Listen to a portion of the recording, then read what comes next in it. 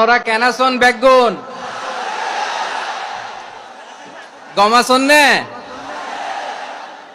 হর্ষবাজারের বেগুন চলে আসছেন পাল্লার আল্লাহু আকবার। কি একটা কঠিন অবস্থা, শীতের সিজন মনে হয়। আমি তো ঘামতেছি, হ্যাঁ ফ্যানটা বাড়াই দিতে হবে, ঘামতেছি টোটালি। র্যাবের ভাইয়েরা কি পরিমাণে কষ্ট স্বীকার করেছে আমাকে এখানে উঠাতে, যে এটা বলে বোঝানোর মতো না। তো আমাদের দেশের ভাইরা ইমোশনাল, আবেগী, অনেক আবেগ দিয়ে অনেক কিছু আমরা হারাই, ভুল করি, আমরা বুঝি না, লং রানে আমরা চিন্তা করতে পারি না। একটা নিঝুম নিস্তব্ধ পরিবেশ যদি দেয়া যেত, কথা বলতে পারতাম, লক্ষ লক্ষ কোটি কোটি মানুষ, সারা পৃথিবীর মানুষ এটা শুনতো, মানুষের মন মস্তিষ্ক চিন্তা মননে পরিবর্তন আসতো। কিন্তু ধাক্কা ধাক্কি করে আসতে আসতে আমাদের মাইন্ড ডিস্টার্ব হয়ে যায়। কিছু বুলেট পয়েন্ট সাজিয়ে নিয়ে আসছে, যেটা বলবো এটা ব্রেন থেকে হারিয়ে যায়, আর মনে রাখতে পারি না। জান নিয়েই তো টানাটানি, আমি মনে রাখবো কি? জান নিয়ে টানাটানি। তো যদি আমরা প্রতিটা বড় বড় পাবলিক ইভেন্টে যদি এরকম করি, আমাদের পক্ষে কি আর ময়দানে কথা বলা সম্ভব হবে?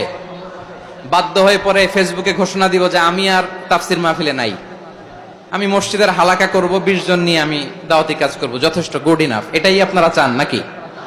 এটাই চান?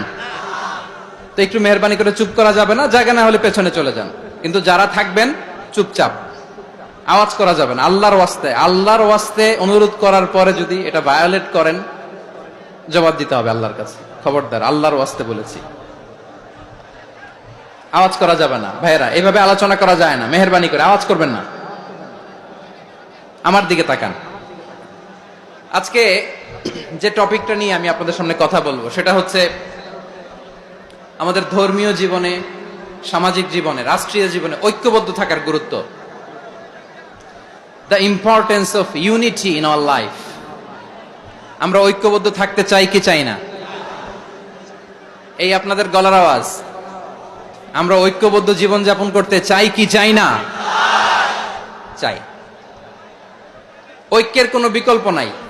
গত 50 বছর তো দেখেছি এই ডিসইউনিটি, অনৈক্য, বিভেদ, বিচ্ছিন্নতা আমাদেরকে কোথায় নিয়ে গিয়েছে। এই যে দেখেন, কিছুদিন আগে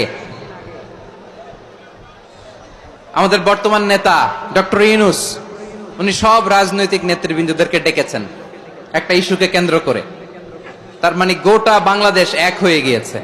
আমরা সবাই উদ্বেলিত হয়েছি, উচ্ছ্বসিত হয়েছি, ঠিক কিনা বলেন? রাজনৈতিক নেতাদেরকে ডেকেছেন উনি, আমরা এক হয়েছি। এরপরে ধর্মীয় অঙ্গনের যে লিডাররা, বিভিন্ন ধর্মের, শুধু মুসলিম না, সবাইকে ডেকেছেন, আমরা ঐক্যবদ্ধ হয়েছি। এটাকে বলে ন্যাশনাল ইউনিটি, জাতীয় ঐক্য।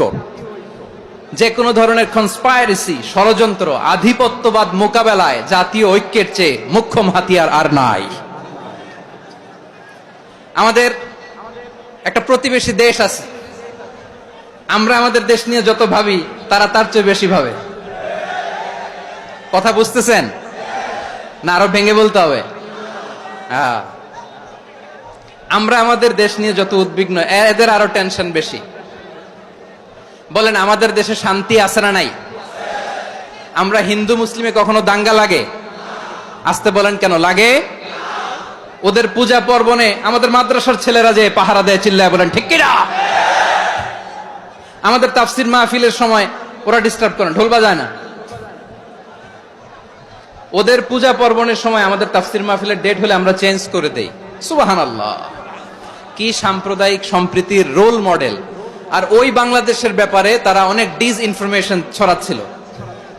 ভারতের অনেকগুলো গণমাধ্যম, আমি জেনারেলাইজ করব না, আমাদের প্রতিবেশী দেশের সব গণমাধ্যমকে আমি দোষ দিতে চাই না, অনেকগুলো গণমাধ্যম তারা ডিসইনফরমেশন শেয়ার করেছে। ডিসইনফরমেশন আর মিস ইনফরমেশনের পার্থক্য আছে। মিস ইনফরমেশন না জেনে ভুল বুঝে একটা মিথ্যা বা ভুল তথ্য ছড়িয়ে দেয়া, এটার ক্ষমা আছে, এটার কি আছে? আর ডিসইনফরমেশন মানে ইচ্ছা করে, প্ল্যান করে, ম্যাপ করে, ছক এঁকে মিথ্যা, গুজব, রটনা সোশ্যাল মিডিয়ায় ছড়ানো, এটার ক্ষমা আছে? আওয়াজ করে বলেন, ক্ষমা আছে? ভারতের কিছু গণমাধ্যম তাই করেছে। আমরা ব্যথিত হয়েছি, আমাদের হৃদয়ে রক্তক্ষরণ হয়েছে। আমাদের প্রতিবেশী দেশকে বলতে চাই, আমাদের দেশ নিয়ে আপনাদের ভাবার দরকার নাই, নিজের চরকায় তেল দেন। নিজের দেশ নিয়ে ভাবেন। গত মাসের ভয়েস অফ আমেরিকার রিপোর্ট, বাংলাদেশে সংখ্যালঘু জনগোষ্ঠী আগের চেয়ে বেশি নিরাপত্তা পাচ্ছে। Report voice of America, Muslim report নাকি? মুসলিম জরিপ, ভয়েস অফ আমেরিকা। কথা বুঝে নাই বোধহয়। ভয়েস অফ আমেরিকা কি আমাদের রিপোর্ট? না, ভয়েস অফ আমেরিকার জরিপ, বাংলাদেশের সংখ্যালঘু জনগোষ্ঠী আগের চেয়ে ভালো নিরাপত্তা পাচ্ছে। শুধু এখানেই শেষ না, মাইক্রোসফটের একটা জরিপ শোনাই আপনাদেরকে। তারা সারা পৃথিবীতে গুজব, ভুয়া আর মিথ্যা নিউজ ছড়ানোতে কোন দেশ সেরা একটা রিপোর্ট করেছে। এর মধ্যে 1 নম্বরে এসেছে ভারতের নাম। মাইক্রোসফট তো মুসলমানরা চালায় না? কথা বোঝে নাই বোধহয়। প্রতিবেশী দেশকে বলবো, আপনারা নিজের চরকায় তেল দেন, আপনারাও শান্তিতে থাকেন, আমাদেরকেও শান্তিতে থাকতে দেন। সব চেঞ্জ করা যায়, প্রতিবেশী চেঞ্জ করা যায় না। আমাদের ল্যান্ড তাদের ল্যান্ড, পাশাপাশি। আমরা চাই তারাও সুখে থাক, আমরাও সুখে থাকি, ঠিক কিনা? কিন্তু প্রতিবেশী হলে বন্ধুত্বপূর্ণ আচরণ করতে হয়। প্রতিবেশী যদি বন্ধু না হয়ে প্রভু হতে চায়, এরকম দানব প্রতিবেশী কেউ চায় না। ভারত যদি বন্ধুত্ব উপহার দেয়, আমরাও বন্ধুত্ব দিব। কি বলেন? তারা যদি বন্ধু সুলভ আচরণ করে, আমরাও বন্ধুত্ব উপহার দেব। কারণ আমাদের পররাষ্ট্র নীতি হচ্ছে সবার সাথে বন্ধুত্ব, কারোর সাথে বৈরিতা নয়। আলহামদুলিল্লাহ বলেন। কত চমৎকার পলিসি আমাদের। আমরা নির্বিবাদী, আমরা বাংলাদেশিরা শান্তিকামী। We are proud of that.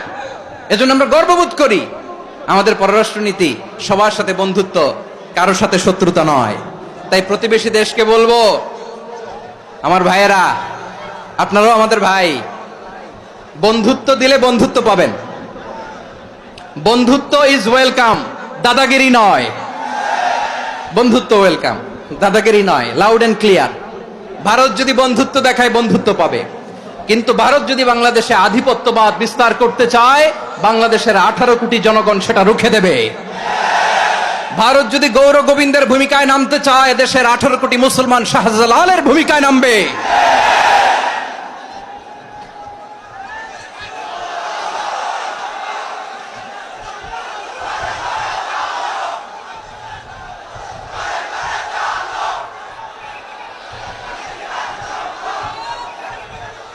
প্রিয় ভাইয়েরা, আমরা বন্ধুত্বে বিশ্বাসী, শত্রুতায় নই, ঠিক কিনা বলেন? আল্লাহ আমাদেরকে বোঝার তৌফিক দান করুক। তাহলে এই যে তারা বলেছে এদেশে সংখ্যালঘুরা কষ্টে আছে, দুঃখে আছে, এটা কি ঠিক? বলেন, এটা কি ঠিক? না, তারা ডিস ইনফরমেশন শেয়ার করেছে, এটা ঠিক নয়। আমার প্রতিবেশী বন্ধু রাষ্ট্রকে বলবো, আপনারা এটা করবেন না, এটা করবেন না। আমরা শান্তিতে আছি, আপনারাও শান্তিতে থাকেন, আমাদেরকেও শান্তিতে থাকতে দেন। এই যে চিটাগাংয়ের অ্যাডভোকেট আলিফ হত্যাকাণ্ডে গোটা বাংলাদেশ আমরা ধৈর্যের পরাকাষ্ঠা দেখিয়েছে, চিল্লায় বলেন ঠিক কিনা? আমাদের নেতা আমাদেরকে ডেকেছে, আমরা শান্ত থেকেছি। আমরা শান্ত থাকতে চাই, আমরা ঐক্যবদ্ধ থাকতে চাই। যে কোনো ষড়যন্ত্র রুখে দেওয়ার জন্য ঐক্যবদ্ধ প্রচেষ্টার কোনো বিকল্প নাই। তাই আজকের আলোচনার ছোট্ট একটা টপিক আমি শিরোনাম ঠিক করেছি, আমাদের জীবনে, সমাজ জীবনে, ধর্মীয় জীবনে, রাষ্ট্রীয় জীবনে ঐক্যবদ্ধ থাকার গুরুত্ব। এবার আওয়াজ করে পেকুয়ার ভাইয়েরা বলেন, আমরা ঐক্যবদ্ধ জীবনযাপন করতে চাই কি চাই না? আল্লাহ তাআলা সে নির্দেশনাই দিচ্ছেন। আল্লাহ তাআলা ইরশাদ করছেন, ওয়া'তাসিমু বিহাবলিল্লাহি জামিআন ওয়া লা তাফাররাকু ওয়াযকুরু নি'মাতাল্লাহি আলাইকুম إذ كنتم أعداء فألف بين قلوبكم فأصبحتم بنعمته إخوانا وكنتم على شفا حفرة من النار فأنقذكم منها كذلك يبين الله لكم آياته لعلكم تهتدون الله أكبر পড়েন। আল্লাহ বললেন, ও গোলামেরা শোনো, ওয়া'তাসিমু বিহাবলিল্লাহি জামিআ, ও আমার গোলামেরা সবাই মিলে আল্লাহর রশিকে আঁকড়ে ধরো। আল্লাহর রশি হলো ইসলাম, আল্লাহর রশি হলো কোরআন। আল্লাহ বললেন, কোরআনকে আঁকড়ে ধরো, ইসলামকে আঁকড়ে ধরো। একা একা আঁকড়ে ধরলে চলবে না, জামিয়া, সবাই মিলে আঁকড়ে ধরো। এই আদেশটা আমাদের জন্য দান করেছেন কে? আল্লাহ তাআলার নির্দেশ, ওয়া'তাসিমু বিহাবলিল্লাহি জামিআ, সবাই মিলে আল্লাহর রশিকে আঁকড়ে ধরো। হাবলুল্লাহ মানে আল্লাহর রশি, হাবলুল্লাহ মানে কি? রশি। এই হাবলুল্লাহ আল্লাহর রশি বা আল্লাহর রজ্জু দ্বারা উদ্দেশ্য হচ্ছে ইসলাম। আল্লাহর রশি দ্বারা উদ্দেশ্য কি? তাফসিরে অনেক ব্যাখ্যা এসেছে। এরকম পরিস্থিতিতে তাফসিরের সূক্ষ্ম সূক্ষ্ম বিষয়গুলো আমরা শোনাতে চাই, কিন্তু পরিবেশ হয়ে ওঠে না। আল্লাহর রজ্জু বা আল্লাহর রশি দ্বারা উদ্দেশ্য হচ্ছে ইসলাম। আল্লাহর রজ্জু বা আল্লাহর রশি দ্বারা উদ্দেশ্য হচ্ছে কোরআন, কারণ কোরআন আমাদেরকে ঐক্যবদ্ধ করে, ইসলাম আমাদেরকে ঐক্যবদ্ধ করে। চিল্লায় বলেন ঠিক কিনা? এজন্য আল্লাহ বললেন, তোমরা আমার রশিকে আঁকড়ে ধরো, বিচ্ছিন্ন হয়ে না। আমার দেয়া নেয়ামতগুলো স্মরণ করো। যখন তোমরা ছিলে শত্রু, তোমাদের মধ্যে হৃদয়ে আমি আল্লাহ ভালোবাসা ঢেলে দিলাম, ফলে তোমরা সবাই ভাই ভাই হয়ে গেলে। তোমরা সবাই ছিলে জাহান্নামের কিনারায়, জ্বলন্ত অগ্নিকাণ্ডের পাশে। আমি আল্লাহ দয়া করে ঈমানের বদৌলতে তোমাদেরকে আগুন থেকে ফেরালাম। আমি আল্লাহ দয়া করে তোমাদেরকে জান্নাতের পথ দেখিয়ে দিলাম। সুবহানাল্লাহ পড়েন। এমন পথ দেখালাম যেই পথ তোমাদেরকে জান্নাতে নিয়ে যাবে, পথের দিশা তোমরা পাবে। লাআল্লাকুম তাহতাদুন। প্রিয় ভাইরা, তাহলে আমাদের যে ঐক্যবদ্ধ থাকতে হবে, এই নির্দেশটা কার? নাকি মন মতো আমি বানায় বলতেছি?